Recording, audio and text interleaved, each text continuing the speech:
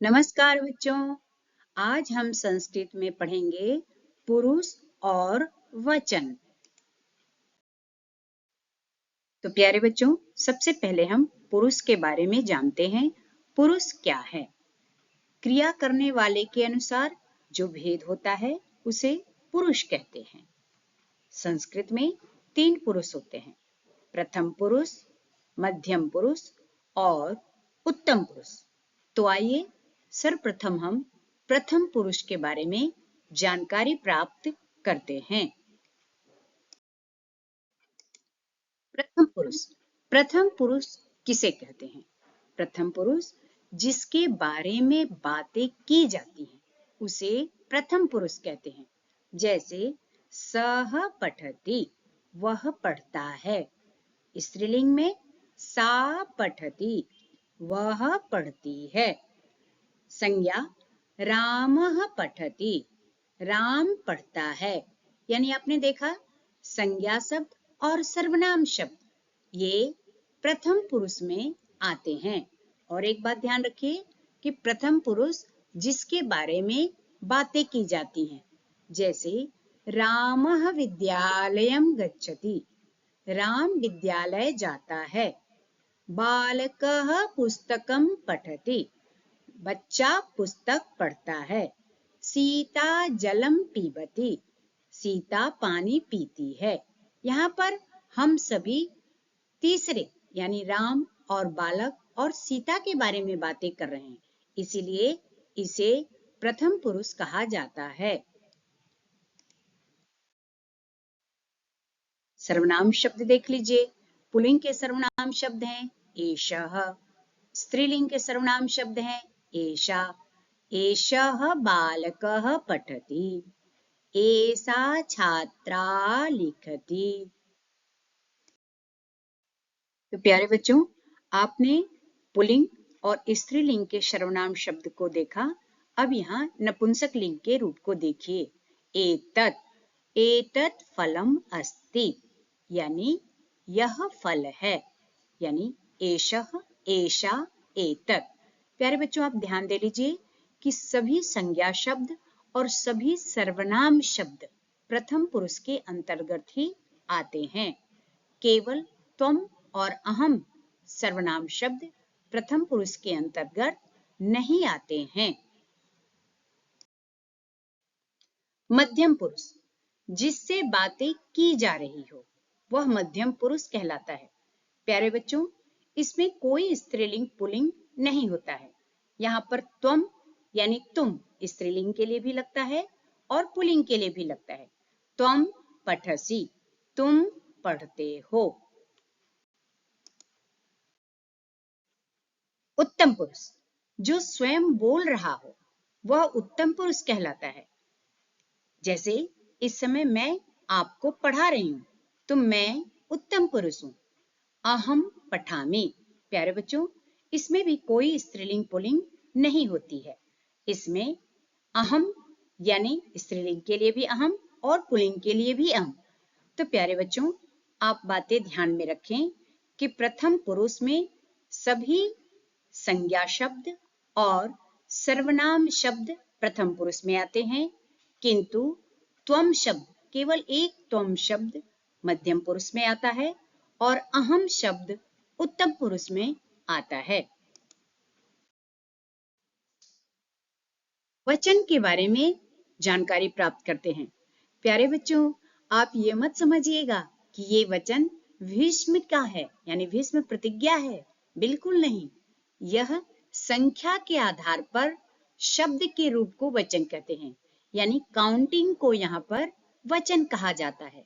संस्कृत में 3 वचन होते हैं, एक वचन, द्विवचन और बहुवचन। तो आइए सबसे पहले एक वचन के बारे में जानकारी प्राप्त करते हैं। जब किसी एक के बारे में बातें हों तो उसे एक वचन कहा जाता है। आप चित्र में देख रहे हैं, केवल एक बालक, केवल एक बालिका और केवल एक पुस्तक, यानी बालकः, बालिका, पुस्तकम। ऐसे ही सर्वनाम शब्द भी है एषः, एषा, सः, सा, तत्, एतत्, त्वम और अहम ये सारे एक वचन के अंतर्गत ही आते हैं। जैसे रामः विद्यालयं गच्छति, यहाँ राम अकेला है। बालकः पुस्तकं पठति, यहाँ बालक अकेला है। सीता जलं पीबति, यहाँ सीता अकेली है।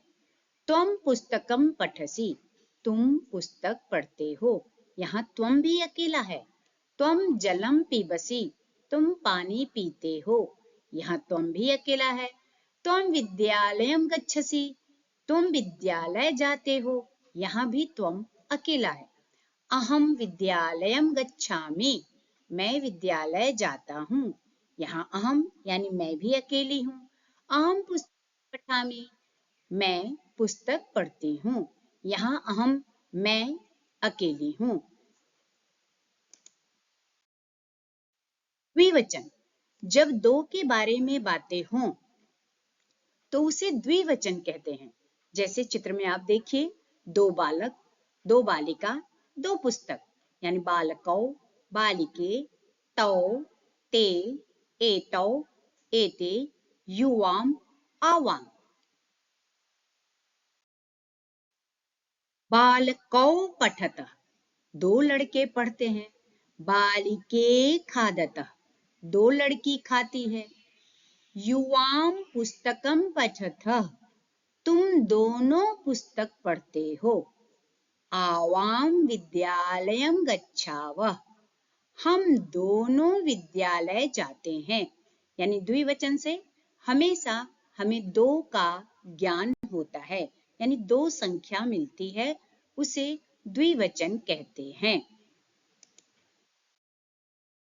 बहुवचन जब दो से अधिक के बारे में बातें हों, यानी 3 भी हों, 4 भी हों, 5 भी हों, उसे बहुवचन संस्कृत में कहा जाता है। जैसे यहाँ बालकाः, बालिकाः, एते, एताः, ते, तानि, यूयं, वयं आदि सारे संज्ञा और सर्वनाम शब्द बहुवचन में आते हैं। बालकाः पठन्ति, बालक पढ़ रहा है, यानी सभी लड़के पढ़ रहे हैं। बालिकाः खादन्ति, लड़कियां खाती हैं। यूयं पुस्तकं पठत, तुम लोग पुस्तक पढ़ते हो। वयं विद्यालयं गच्छामः, हम लोग विद्यालय जाते हैं। प्यारे बच्चों, इससे बहुवचन यानी अनेक की संख्या का बोध होता है, उसे बहुवचन कहते हैं। अब एक वचन का रूप देखिए, जैसे एषः, द्विवचन एतौ, बहुवचन एते। एषः बालकः पठति, एतौ बालकौ क्रीडतः, एते बालकाः पठन्ति। अब यहाँ देखिए, ये एक वचन है तो बालकः भी एक वचन है, पठति भी एक वचन है। एतौ द्विवचन है तो बालकौ भी द्विवचन है, क्रीडतः भी द्विवचन है। एते बहुवचन है तो बालकाः भी बहुवचन है और पठन्ति भी बहुवचन है।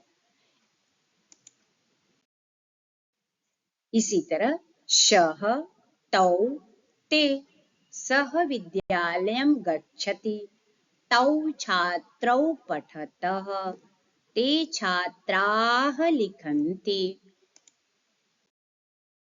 ये स्त्रीलिंग का रूप है।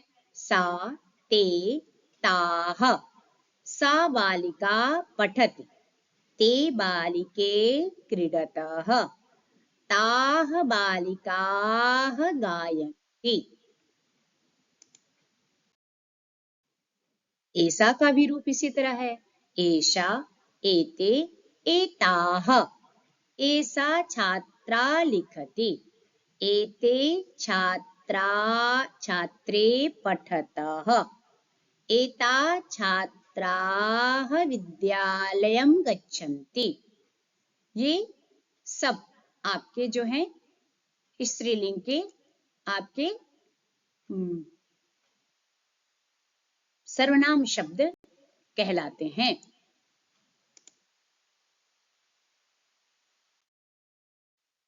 आप प्रश्नवाचक रूप ले लीजिए। कह, कौ, के, ये पुल्लिंग शब्द के प्रश्नवाचक रूप हैं। कह पठति, कौ क्रीडतः, के विद्यालयं गच्छन्ति।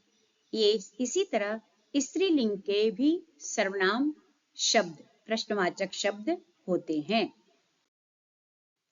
का, के, काः, का बालका गच्छति, के बालिके पठतः, काः बालिकाः क्रीडन्ति। नपुंसकलिंग के भी प्रश्नवाचक शब्द हैं। किम, के, कानि। किमेतत्, के फले स्तः, कानि पुस्तकानि सन्ति। तो प्यारे बच्चों, हर रूप में आपको वचन दिखाई देते हैं। बिना वचन का वाक्य निर्माण करना अत्यंत मुश्किल काम है। तो प्यारे बच्चों, मुझे उम्मीद है कि आप सभी आज पुरुष और वचन के बारे में भली भांति प्रकार से समझ गए होंगे। आज की कक्षा यहीं समाप्त करते हैं। धन्यवाद।